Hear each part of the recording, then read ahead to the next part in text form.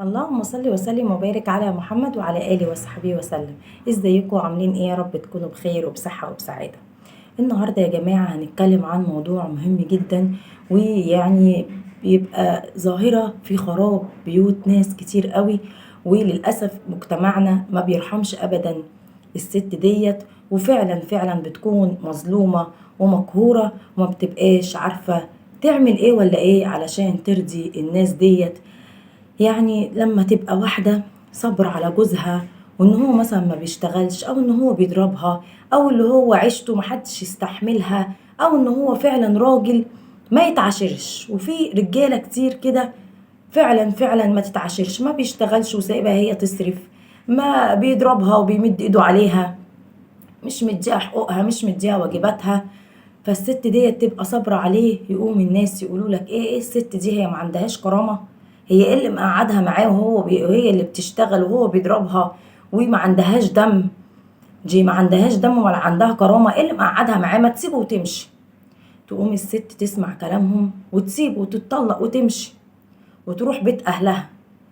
يقولوا لك ايه؟ اصل الناس ما بيعجبهاش حاجه، يقولوا لك ايه؟ بص الست اللي ما عندهاش دم سابت جوزها وما قدرتش تصبر عليه، وراحت عند اهلها تشيلهم عبء عيالها وعبئها هي كمان. طب ما هي لما كانت قاعده معاه ما كانش عاجبكم وكنتوا بتقولوا عليها ما عندهاش دم ولا كرامه؟ لما سابته برضو بتتكلموا عليها وبتقولوا جرحها تبقى عبء على امها وابوها. مش كفايه اللي هو جوزها وارتاح من همها، كمان تجيب له عيالها. فالناس بصراحه يا جماعه ما بتعجبهاش حاجه في الحال الست اللي زي ديت. تقوم الست تبقى عايزه تشيل العبء عن امها وابوها، تقول لك ايه؟ خلاص انا هاخد اوضه وصاله وهشتغل وهصرف على عيالي علشان اشيل الحمل من على امي وابويا شويه. يجوا الناس اللي ما بيعجبهمش حاجة يقول لك ايه؟ بص الست اللي ما عندهاش دم قاعدة لوحدها في الشقة وماشية على حل شعرها. طب هي تعمل ايه بقى؟ تقتل نفسها؟ ويقولوا لك برضو قافلة على ولادها الباب وبتشتغل وسايباهم الست اللي ما عندهاش دم.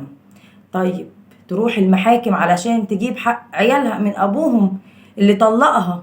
يقولوا لك بص مش سايباه في حاله المفتريه وراحه جايه في المحاكم عايزه تاخد نفقه وعايزه تاخد متعه وعايزه تاخد حق عيالها، ومش سايبه الراجل في حاله. مش كفايه خراب البيت واتطلقت؟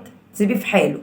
بجد بلاقي الست ديت بشفق عليها جدا، لانها بتبقى يعني ما باليد حيلة، مش عارفة تعمل ايه ولا ترضي الناس ازاي، ولا في نفس الوقت تصرف على عيالها ازاي.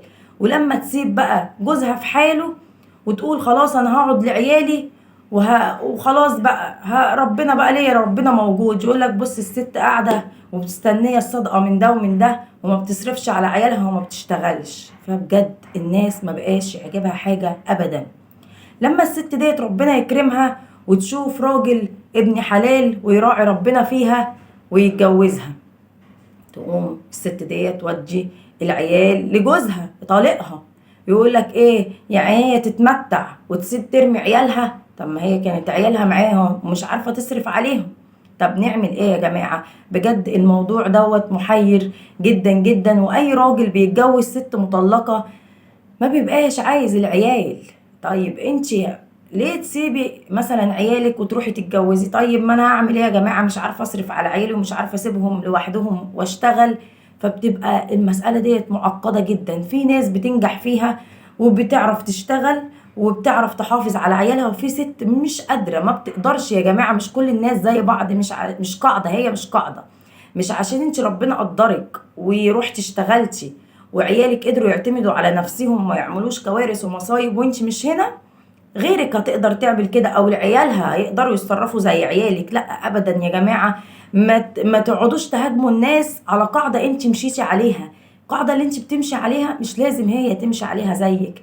انت قدرتي تقفي على رجلك، هي ما قدرتش، هي عايزه حد يسند معاها فبتتجوز، بتعمل حلال ربنا وبتتجوز، والراجل ده كمان بيتجوز. بس المشكله اللي بيقع فيها دايما الابناء، لاني بيبقوا بين بقى مرات ابوهم وبين جوز امهم، وبيبقوا بجد في حيرة ما بعدها حيرة.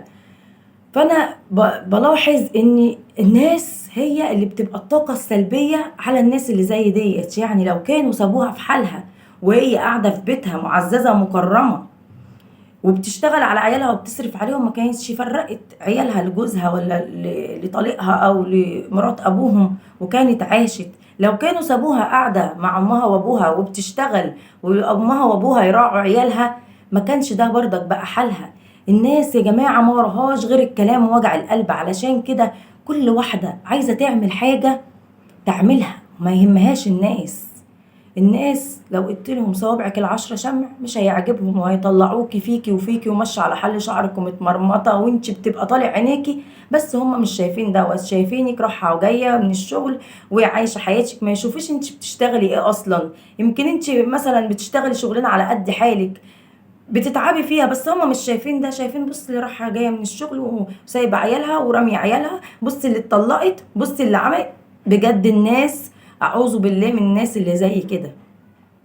فانت لو تقدري تصبري على جوزك من الاول وما تسمعيش كلام الناس وتعيشي وتصبري على حاله وتدعي له ان ربنا يهديه علشان ما تتمرمطيش وتعيشي المأساة ديت، اصبري.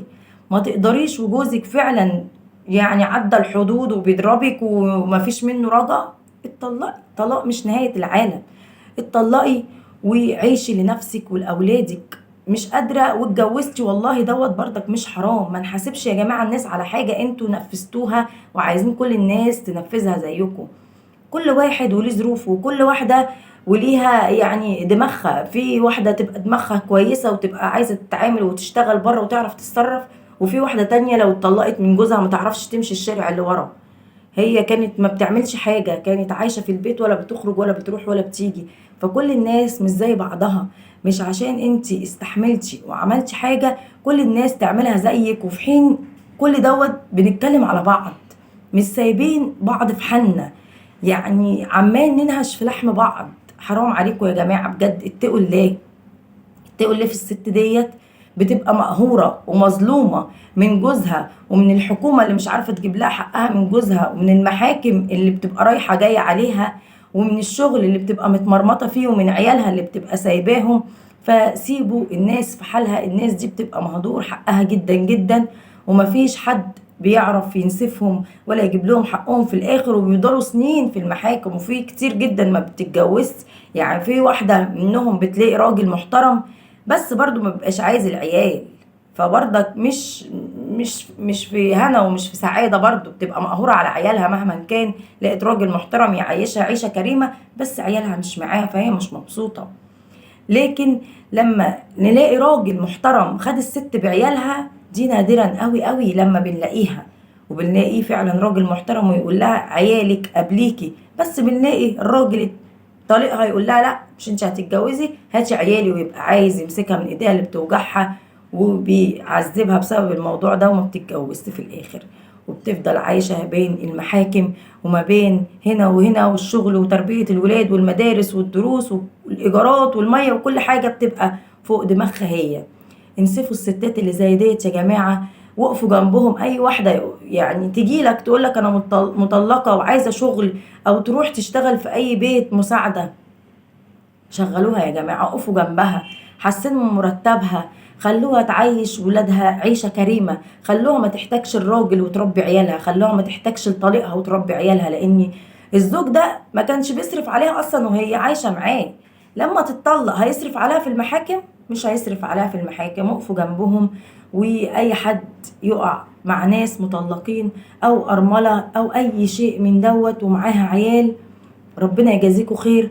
تقفوا جنبهم على قد ما تقدروا، تساعدوهم، تجيبوا لهم شغل. مش لازم مثلا تدوهم صدقة او تدوهم فلوس او تدوهم مثلا كيس لحمة من عندك، لا احنا عايزين مساعدة، مساعدة تخليها ما تمدش ايدها لحد، مساعدة تشتغل تاكل لقمة عيش بالحلال. فاتمنى يا رب ان الفيديو دوت يوصل لناس كتير قوي، ونساعد الناس اللي زي ديت، لان بجد بتبقى مقهورة وحقها مهدور جدا جدا. واتمنى ان الفيديو دوت يعني ناس كتير تستفيد منه وتبطل تتكلم على الناس ديت، وتخليها في نفسها وما تديش للناس ديت طاقة سلبية، كفاية اللي هم فيه. واستودعتكم في رعاية الله وأمنه، والسلام عليكم ورحمة الله وبركاته في فيديو جديد إن شاء الله. باي باي.